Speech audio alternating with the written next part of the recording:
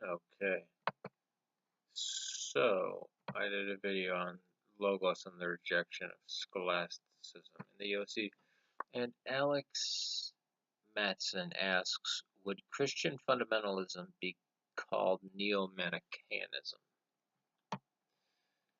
And I wrote no, it's maybe Montanism, neo-Montanism, or Judaizers, aka Cerinthianism, because some people don't understand the term Judaizer. The Manichaeans blended Mani, who was executed by the Persians, by the way, attempted to blend Christianity, Zoroastrianism, and Buddhism together.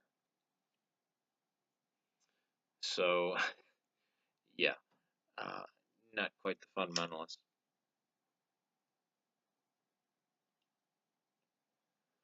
But you are onto something. I would say that the fundamentalists of today, or especially the Calvinists and the Baptists, are neo-Valentinians, because there's the wrathful, angry God, and then there's the good God. And unless you have the good God on your side, the wrathful and just God, who is just a God of destruction, creation and destruction, is going to kill you and send you to hell forever. P.S. Hell is a Nordic goddess, and they took that word and they used it to translate Hades, Sheol, Gehenna, Tartaros, and then a bunch of imagery and parables. So we can safely say that hell doesn't exist, and actually it's not in the Bible, and never existed until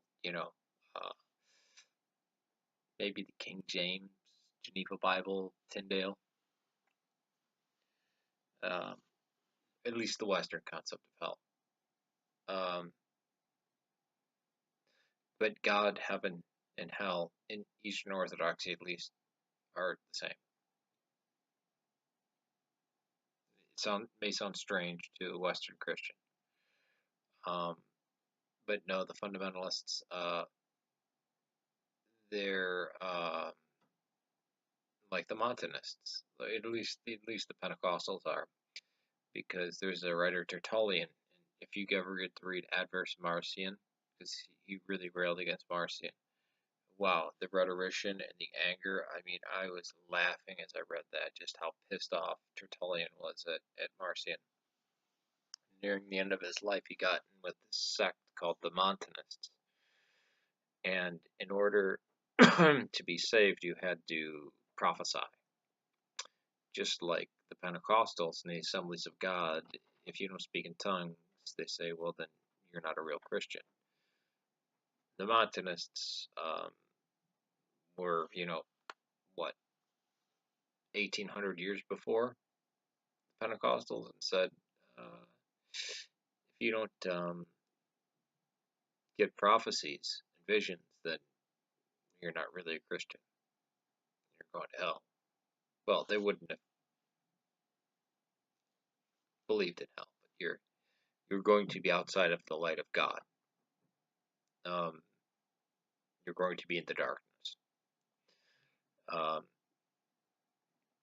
don't know. Some of them did believe in a wacky, fiery hell.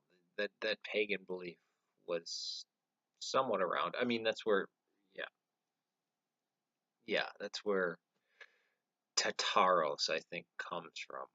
Um, but you'd have to see, Tartaros was only used once in the Bible, and you'd have to see how it is used. Because eventually people, Tartaros, well, Gehenna was a garbage pit. And then before that, it was a place of child sacrifice. So what the hell, what are you talking about? And now it's a nice, clean valley. No, you could say that the Calvinists and some of the Baptists are neo-Valentinians, You could say that the Assemblies of God and the Pentecostals are neo-Montanists, and you can say that the Episcopalians and the Lutherans are neo-Marcionites, and that the Jehovah's Witnesses are neo-Arians. All right, peace to you. Please pray for the Christians getting murdered every single day in Syria, Egypt, and the Ukraine. And actually all the people of Egypt, Syria, and Ukraine. And may God save Serbia, Syria, and Ireland. Thank you, and thank you for the question. Peace to you, brother.